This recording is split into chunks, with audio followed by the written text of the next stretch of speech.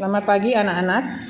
Pagi hari ini kita bertemu kembali ada dalam keadaan sukacita dan kesehatan dari Tuhan. Dan kita selalu memuji dan memuliakannya karena kesehatan yang kita dapatkan di pagi yang indah ini. Dan sebelum kita memulai aktivitas kita pagi hari ini dan juga cepol kita berdoa dulu ya. Mari kita berdoa. Terima kasih Bapa yang baik, kembali kami bersyukur kepadamu di pagi yang indah ini. Terima kasih untuk kehidupan baru yang Tuhan berikan, hadiah terindah yang kami dapatkan, nafas kehidupan, dan kami masih boleh menghirup udara oksigen pagi ini dengan sehat dan limpah yang dari Tuhan. Maka biarlah hati kami selalu memuji-muji Engkau, bersorak-sorak, meninggikan Tuhan, memuji dan memuliakan-Mu. Tuhan, pimpin kami, berikan Roh Kudus-Mu untuk menuntun kami, sehingga cepol kami ini sungguh hanya memuji dan memuliakan Tuhan. Kuasai hati anak-anak ini, tuntun mereka dengan Roh Kudus-Mu, sehingga hati mereka dipenuhi oleh cinta kasih terhadap Engkau. Kami juga datang kepadamu mohon pengampunan dosa ya Bapa. Ampunilah kami, kuduskan kami, sehingga doa dan permohonan kami berkenan di hadapan-Mu. Terpujilah Bapa, dalam satu Kristus Tuhan kami ucap syukur dan berdoa. Amin. Oke anak-anak, sebagai tindak lanjut dari cepol kita pagi ini, kita akan bernyanyi, dan mari kita bernyanyi dengan sukacita dan hati yang selalu bergembira untuk memuji dan memuliakan nama Tuhan. Lagu kita, Yesus cinta semua anak. Yesus cinta semua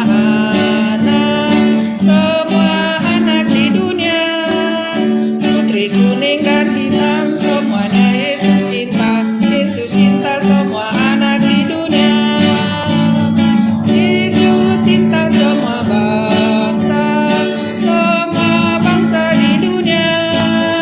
Inggris, Prancis, Afrika, India, Indonesia. Yesus cinta semua bangsa di dunia.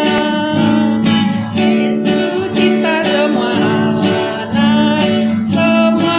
anak di dunia. Putih, kuning dan hitam semuanya Yesus cinta. Yesus cinta semua anak di dunia. Yesus cinta semua bangsa di dunia. Inggris, Prancis, Afrika, India, Indonesia. Yesus cinta semua bangsa di dunia. Ya, Yesus cinta semua anak, Yesus cinta semua bangsa. Dan bentuk cinta kasih kita kepada Tuhan, kita akan mendengarkan firman Tuhan. Ibu mohon semuanya mendengarkan firman Tuhan dengan baik-baik, karena firman Tuhan adalah pelita yang terbaik di dalam kehidupan kita.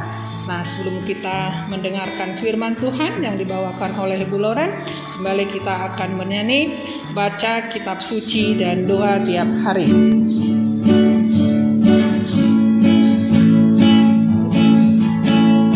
Baca kitab suci, doa tiap hari, doa tiap hari, doa tiap hari.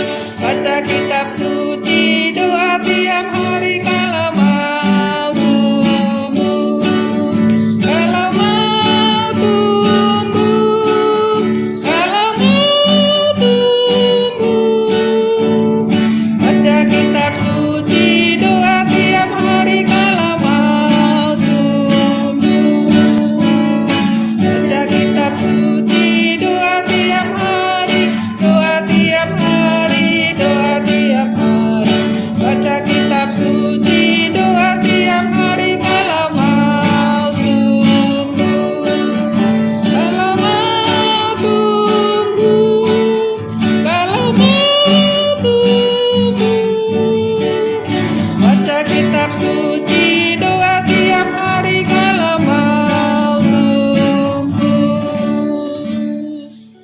Pagi hari ini kita akan membaca dan mendengarkan firman Tuhan. Sebelum kita membaca, kita mau berdoa dulu. Kita bersatu dalam doa. Terima kasih Tuhan untuk semua kebaikan-Mu yang boleh kami rasakan pagi hari ini. Firman-Mu pagi hari ini akan kami dengar, dan itu akan menyenangkan hati kami. Sekarang kami mau kembali mendengarkan firman-Mu. Kiranya Roh Kudus-Mu yang terus memimpin hati kami, tolong kami ya Tuhan, agar kami dapat mendengarkan dan memahami dengan baik. Dalam nama Yesus Kristus kami sudah berdoa. Amin. Baca firman kita pagi hari ini tertulis dalam Kisah Para Rasul 8 ayat 26 sampai 40 ya. Jadi kita akan membaca firman Tuhan dari Kisah Para Rasul 8 ayat 26 sampai 40. Demikian firman Tuhan. Yuk kita baca-baca sama-sama. Kemudian berkatalah seorang malaikat Tuhan kepada Filipus, katanya, "Bangunlah dan berangkatlah ke sebelah selatan menurut jalan yang turun dari Yerusalem ke Gaza. Jalan itu jalan yang sunyi." Lalu berangkatlah Filipus, adalah seorang Etiopia, seorang sida-sida, pembesar dan kepala pembendaharaan Sri Kandake, ratu negeri Etiopia, yang pergi ke Yerusalem untuk beribadah. Sekarang orang itu sedang dalam perjalanan pulang dan duduk dalam keretanya sambil membaca kitab Nabi Yesaya. Lalu kata Roh kepada Filipus, "Pergilah ke situ dan dekatilah kereta itu." Filipus segera ke situ dan mendengar sida-sida itu sedang membaca kitab Nabi Yesaya. Kata Filipus, "Mengertikah Tuhan apa yang Tuhan baca itu?" Jawabnya, "Bagaimanakah aku dapat mengerti kalau tidak ada yang membimbing aku?" Lalu ia meminta Filipus naik dan duduk di sampingnya. Nas yang dibacanya itu berbunyi seperti berikut. Seperti seekor domba ia dibawa ke pembantaian, dan seperti anak domba yang keluh di depan orang yang menggunting bulunya, demikianlah ia tidak membuka mulutnya. Dalam keheningannya berlangsunglah hukumannya. Siapakah yang akan menceritakan asal-usulnya? Sebab nyawanya diambil dari bumi. Maka kata sida-sida itu kepada Filipus, "Aku bertanya kepadamu, tentang siapakah Nabi berkata demikian? Tentang dirinya sendiri atau tentang orang lain?" Maka mulailah Filipus berbicara dan bertolak dari nas itu, ia memberitakan Injil Yesus kepadanya. Mereka melanjutkan perjalanan mereka dan tiba di suatu tempat yang ada air. Lalu kata sida-sida itu, "Lihat, di situ ada air. Apakah halangannya jika aku dibaptis?" Saud Filipus, "Jika Tuhan percaya dengan segenap hati, boleh," jawabnya. "Aku percaya bahwa Yesus Kristus adalah anak Allah." Lalu orang Etiopia itu menyuruh menghentikan kereta itu, dan keduanya turun ke dalam air, baik Filipus maupun sida-sida itu. Dan Filipus membaptis dia, dan setelah mereka keluar dari air, Roh Tuhan tiba-tiba melarikan Filipus, dan sida-sida itu tidak melihatnya lagi. Ia meneruskan perjalanannya dengan sukacita. Tetapi ternyata Filipus ada di Asdod. Ia berjalan melalui daerah itu dan memberitakan Injil di semua kota sampai tiba di Kaisarea.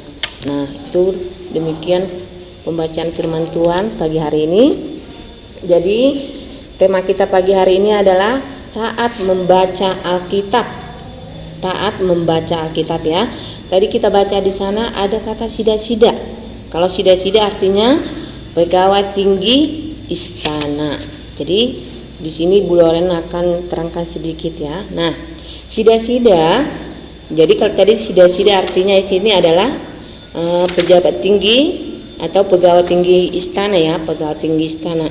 Jadi sida-sida dari Ethiopia ini memiliki jabatan yang cukup tinggi.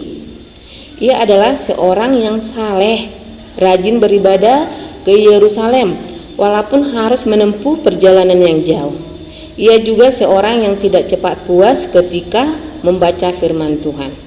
Walaupun belum sepenuhnya mengerti, ia terus membacanya berulang-ulang dengan harapan akan mengerti. Nah, kita lihat di sini ada Filipus. Filipus adalah salah seorang diaken yang terkenal baik, penuh roh dan hikmat.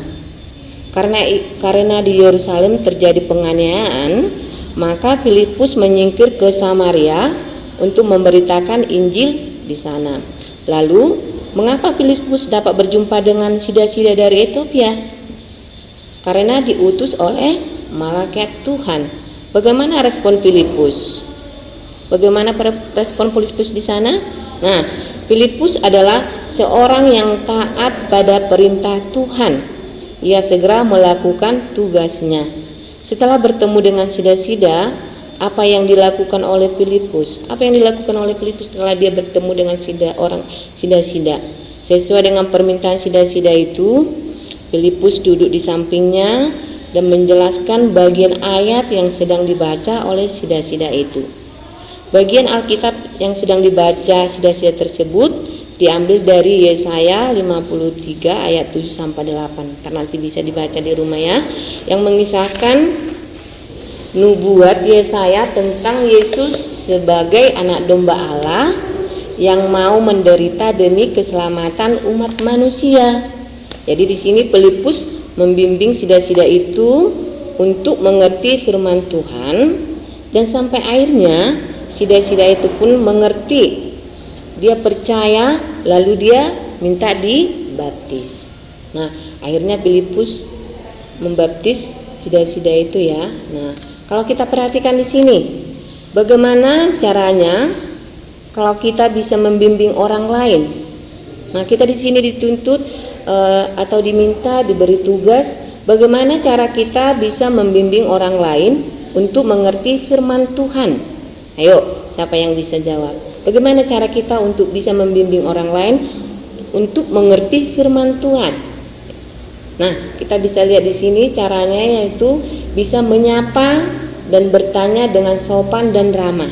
Jadi menyapa dan bertanya dengan sopan dan ramah. Nah, yang kedua, mendekat atau duduk di sampingnya. Kita bisa mendekatinya, kemudian kita duduk di sampingnya. Yang ketiga, bersedia berdiskusi atau menjawab pertanyaan dengan sikap sebagai teman. Ya, jadi kita bisa menjawab pertanyaan dengan sikap sebagai teman, tetapi bukan menggurui. Yang keempat, memusatkan atau mengarahkan pembicaraan kepada Yesus, bukan diri sendiri, sehingga dapat menceritakan tentang siapa Yesus. Oke, yang kelima, menjadi teladan melalui perbuatan kita yang baik, sehingga orang lain dapat melihat kasih Tuhan melalui kita. Jadi dari perbuatan kita yang baik, kita jadi teladan, sehingga itu dilihat orang. Jadi itu juga bisa melihat kasih Tuhan. Nah, memang tidak mudah membimbing orang lain ya, tetapi kita dapat meneladani Filipus yang mau dipakai sebagai pembimbing atau penolong bagi Sida. Selebihnya Tuhan yang akan memampukan kita untuk berbicara. Nah, sekarang Bu Loren tanya, apakah anak-anak dari kelas 1 sampai anak kelas 6 mau membimbing adiknya atau temannya untuk dapat mengerti firman Tuhan? Pasti mau ya. Kita coba, kita mulai, kita bimbing adik kita, ya kan? Dari hal yang gampang dulu atau hal yang mudah kita lakukan, yaitu membimbing adik kita supaya adik kita tersebut bisa mengerti akan firman Tuhan. Nah, kalau seandainya kita membimbing adik kita mulai dengan apa? Ketaatan membaca. Ketaatan kita membaca akan firman Tuhan dan merenungkan firman Tuhan setiap hari, ya.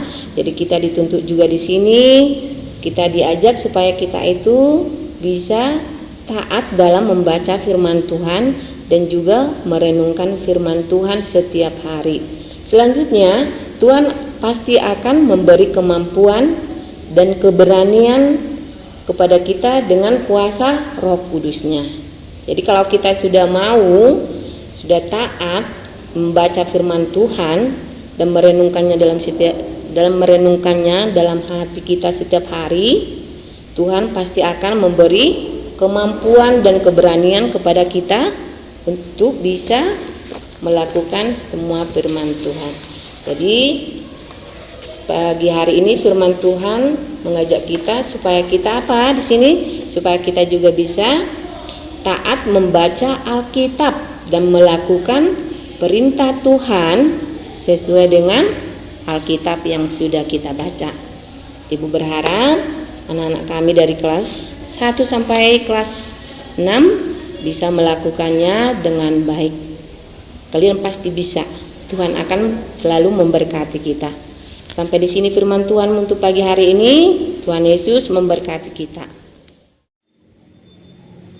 Anak-anak, tadi kalian sudah mendengarkan firman yang dibawakan oleh Ibu Loren. Ibu percaya firman itu dapat kita lakukan di dalam kehidupan kita. Berdoalah kepada Tuhan supaya Tuhan selalu menuntun kita, memberikan kemampuan kepada kalian untuk dapat memelihara firman Tuhan dan juga melakukannya di dalam kehidupan kita. Kalau tadi firman kita diajak untuk taat, maka mari kita buka hati kita supaya kita memiliki hati yang taat ya. Nah, sebagai penutup cepol kita pagi ini, kita kembali akan angkat satu pujian, dan setelah mengangkat lagu pujian nanti kita akan berdoa. Nah, kita bernyanyi ya anak-anak.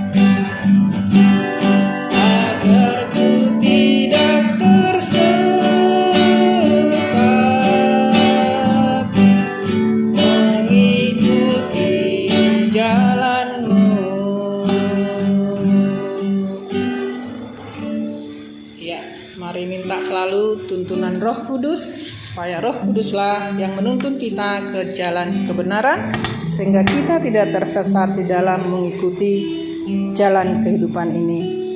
Ya, kita berdoa ya. Terima kasih Bapa yang baik, kembali kami bersyukur kepadamu. Terima kasih untuk firman yang sudah kami dengar. Kami percaya melalui firman-Mu, anak-anak ini akan memiliki ketaatan yang bertambah ya Tuhan. Dan kami juga memohon sentiasa Roh Kudus-Mu menuntun, memegang tangan kami, sehingga kami boleh mengisi kehidupan kami di jalan kebenaran-Mu. Tanpa-Mu Tuhan, kami ini tiada berarti. Tapi tanpa-Mu Tuhan, kami menjadi sangat berarti. Terima kasih Bapa yang baik, terima kasih terpujilah Engkau. Dan seluruh kegiatan pembelajaran kami hari ini, kami serahkan kepadamu. Dan biarlah itu kami lakukan juga untuk kemuliaan dan hormat bagi Tuhan.